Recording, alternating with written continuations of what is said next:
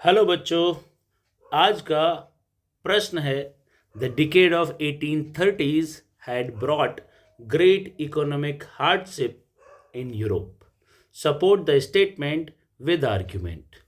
और इसी प्रश्न को दूसरे तरीके से पूछा जा सकता है, the 1830s were the years of great economic hardships in Europe, give reasons. बच्चों, ये सवाल बार बार आ जाता है बोर्ड एग्जाम में, और जैसा आपको मालूम है कि हम कवर कर रहे हैं वो सारे इंपॉर्टेंट क्वेश्चंस जो बोर्ड एग्जाम में आ सकते हैं। ये क्वेश्चन बहुत ही आसान है बच्चों, एक बार में आप याद कर सकते हैं। कैसे होगा ये? चलिए शुरू करते हैं, कर लेते हैं इसको आसान। पहला पॉइंट, 1830s बेटा वो ईयर्स हैं जबकि जुलाई रेवोल्यूशन हुआ था फ्रांस में। अगर आपको याद नहीं है तो कोई बात नहीं, फिलहाल बस इतना याद रखिए कि 1830 जो है उसमें यूरोप के लोगों को बहुत ही तकलीफ हो रही है, गरीबी की हालत बनी हुई है। तो आखिर क्यों है ऐसा हाल, उसी को समझते हैं पहले point. Enormous increase in population. तो बच्चों, जब the first half of the 19th century witnessed an enormous increase in population all over Europe।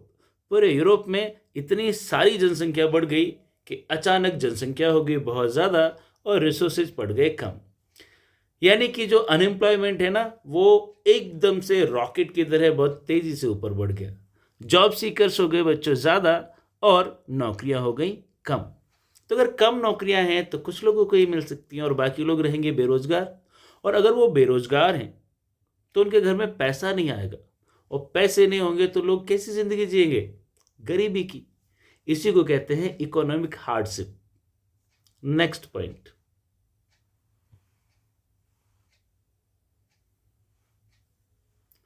Migration to cities and over crowded slums. तो बच्चों, गांव में एम्प्लॉयमेंट है नहीं तो लोगों को लग रहा है कि चलो शहर चलते हैं, शहर में एम्प्लॉयमेंट ज़रूर मिल जाएगा, और इसी चाहत में वो लोग शहर आ जाते हैं। बट बच्चों, शहर में जैसे कि हमने ऑलरेडी डिस्कस कर लिया कि जॉब्स तो है नहीं, because of that cities became over crowded. अब वर्कर्स को जॉब नहीं मिल रही, पैसे नहीं है, तो बच्चों वो अच्छी जगह कैसे रह पाएंगे? अच्छी जगह रहने के लिए ज़्यादा पैसे लगते हैं, इसीलिए उन्हें मजबूरी में अनहेल्दी एंड कंजेस्टेड स्लम्स में रहना पड़ रहा। जॉब नहीं है, लोग परेशान हैं, गांव से शहर में आ गए हैं, शहर में भी काम नहीं मिल रहा है, ऐसे में मजबूरी में स्लम एरियाज में रह रहे हैं। नेक्स्ट पॉइंट की ओर बढ़ते हैं बच्चों।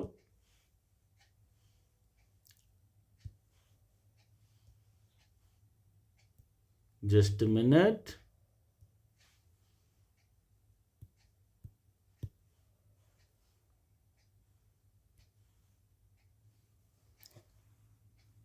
Third point, competition from cheap machine made goods. तो बच्चों, जो स्मॉल प्रोड्यूसर्स हैं, हम अभी खास करके बात कर रहे हैं फ्रांस की। जो स्मॉल प्रोड्यूसर हैं in towns, they were facing stiff competition from cheap machine made goods imported from England. अब इंग्लैंड वो देश है जहाँ सबसे पहले इंडस्ट्रियलाइजेशन हुआ है, इसीलिए वहाँ की जो इंडस्ट्रियलाइजेशन है वो एडवांस है, और वहाँ जो मशीनों से बने हुए सामान दूसरे देशों में भेजे जा रहे थे वो सस्ते थे। जबकि उसी देश में जैसे कि फ्रांस में जो सामान बनाए जा रहे हैं, मशीनें उतनी एडवांस नहीं हुई अभी, इसीलिए वो सामान क्वालिटी में भी उतना अच्छा नहीं है और उसका प्राइस भी ज़्यादा है। तो इंग्लैंड से जो चीप मशीन मेड गुड्स आ रहा है उसका सामना लोकल जो प्रोड्यूसर्स हैं वो नहीं कर पा रहे हैं बच्चों। Local producers were very much affected, especially those who engaged in textile production in homes and small workshops। अब जो घरों में कॉटन टेक्सटाइल का प्रोडक्शन कर रहे हैं, हैंडलूम्स मान लीजिए लगा रखे हैं, 1-2 7-8 लोग 10 लोग घर के काम कर रहे हैं, तो वो जो कपड़ा बना रहे हैं वो ज़्यादा मेहनत से बन रहा है, ज़्यादा टाइम ले रहा है, इसलिए वो उसको महंगा बेच रहे हैं। जबकि मशीनों से बना हुआ जो कपड़ा आ रहा है वो सस्ता है, तो लोग सस्ता कपड़ा खरीदेंगे। तो ऐसे में जो स्मॉल प्रोड्यूसर्स हैं उनका बनाया हुआ जो प्रोडक्ट है वो लोग खरीद नहीं रहे। अब जब लोग खरीद नहीं रहे हैं तो उनके पास पैसे नहीं आ रहे हैं, और जो उन्होंने 8-10 लोगों को एम्प्लॉयमेंट दे भी रखा है ना, उन लोगों की भी नौकरी जा रही है। तो अनएम्प्लॉयमेंट और ज़्यादा बढ़ रहा है बच्चों। Next point, burden of feudal dues on peasants. तो बच्चों कई सारी जगह ऐसी भी थी यूरोप में जहां पर अभी भी वो पुराना सिस्टम चल रहा है, फर्स्ट स्टेट सेकंड स्टेट। तो यहाँ पर बात की जा रही है एरिस्टोक्रेसी यानी कि सेकंड स्टेट की। ये जो सेकंड स्टेट के लोग हैं इन्हें अभी भी वही पावर एंजॉय करने का मौका मिल रहा है जो पहले फ्रांस में हुआ करता था। Now peasants were struggled under the burden of feudal dues and obligations. अब इन्होंने बहुत सारे रेस्ट्रिक्शंस लगा रखे हैं, उनसे टैक्स ले रहे हैं, फ्री में काम करवा रहे हैं। इस कारण से जो पीजेंट्स हैं, जो फार्मर्स हैं, उनकी इकोनॉमिक कंडीशन बहुत ख़राब हो चुकी है बच्चों। And it increased poverty in country side. और जो गांव देहात है ना उनमें भी गरीबी बढ़ती चली जा रही है। Next point, rise in food prices and populism. अब ये पॉपुलिज्म क्या है अभी समझेंगे।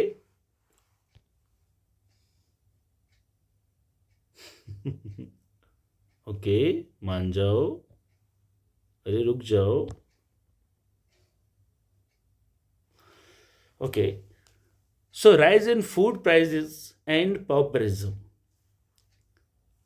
अब जो फूड की कीमतें हैं बच्चों वो बहुत बढ़ चुकी हैं, लोग खरीद नहीं पा रहे हैं। और ख़ास करके ये उन ईयर्स में हुआ करता था बच्चे जबकि बैड हार्वेस्ट हो गई है, फसल ख़राब हो गई है। अब फसल ख़राब हो गई है, एम्प्लॉयमेंट लोगों को मिल नहीं रहा है, पैसों की कमी है। तो ऐसे में उनके बीच में एक जो फीलिंग है जो डेवलप हो जाया करती थी, जो कंडीशन डेवलप हो जाया करती थी, उसका नाम है बच्चे wide spread populism in towns and country side. शहर में भी हो रही है और गाँव में भी हो रही है। तब सवाल ये तो समझ में आता है कि हाँ फूड प्राइसेस बढ़ गई, लेकिन ये पॉपुलिज्म क्या है। तो बच्चों पॉपुलिज्म एक ऐसी कंडीशन है जिसमें सोसाइटी का लार्ज सेक्शन एक्सट्रीम पॉवर्टी में चला जाता है, मतलब कि घनघोर गरीबी छा गई है। ऐसे में ये लोग अपने बेसिक सर्वाइवल के लिए या तो चैरिटी पर डिपेंडेंट हो जाते हैं या गवर्नमेंट के द्वारा कुछ किया जाए इस पर डिपेंडेंट हो जाते हैं। मीन्स इनकी हालत इतनी बुरी हो जाती है कि खाने पीने के लिए भी चीज़ें अरेंज नहीं हो रही होती। ऐसी सिचुएशन को हम बोलते हैं populism. So food shortages and unemployment cause popular discontent and frequent revolt. अब इसकी वजह से लोग डिससेटिस्फाइड हैं राजा से और जो प्रेजेंट गवर्नमेंट है, और उसके अगेंस्ट प्रोटेस्ट या रिवोल्ट करने लग जाते हैं। लास्ट एंड नेक्स्ट पॉइंट है बच्चों, popular revolts in cities. Food shortage and wide spread unemployment forced people in cities like Paris to come out on the road. अब लोगों के पास बच्चों नौकरी नहीं है, खाना नहीं है, और उनको गवर्नमेंट से ऐसी कोई रिलीफ नहीं मिल रही है जिससे कोई सेटिस्फैक्शन हो। यही कारण है कि लोग अब सड़कों पर निकल आए हैं, खास करके पेरिस। और ऐसे में पॉपुलर रिवोल्ट्स होते हैं, प्रोटेस्ट होते हैं against economic hardship.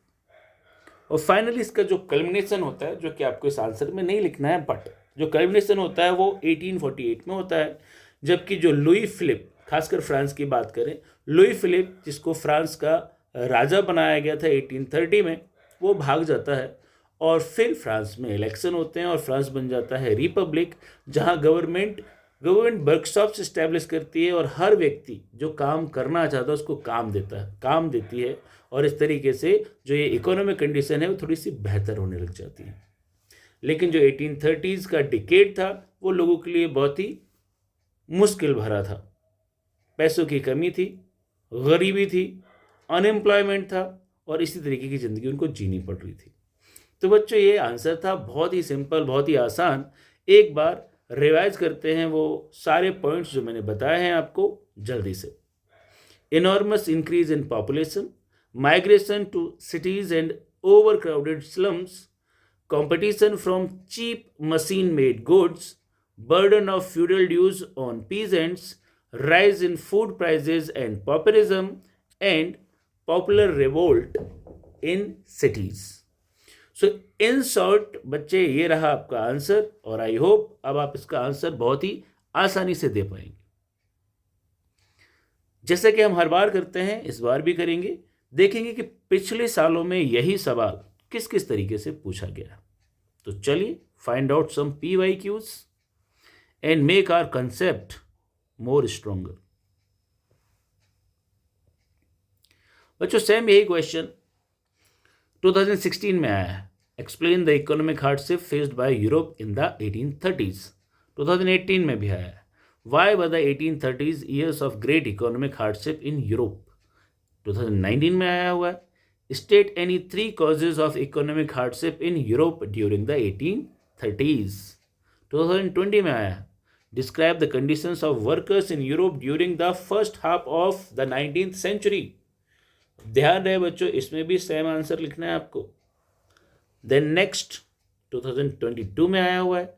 How did population growth and unemployment lead to popular revolt in Europe. Explain the causes of hunger and hardship in Europe before 1848। तो बच्चों क्वेश्चन घुमा करके फिरा करके जैसे भी आए आंसर सेम ही रहेगा। उम्मीद करते हैं आपने इस वीडियो से कुछ लर्निंग ली होगी। अगर आपको वीडियो पसंद आया है, आप चाहते हैं मैं ऐसे और वीडियो बना सकूं, please extend your support. Subscribe the channel. If possible please leave a comment. If you have any doubt please try to comment, I will try to answer. फिर मिलेंगे, तब तक keep learning and best wishes for your board exam. Bye bye.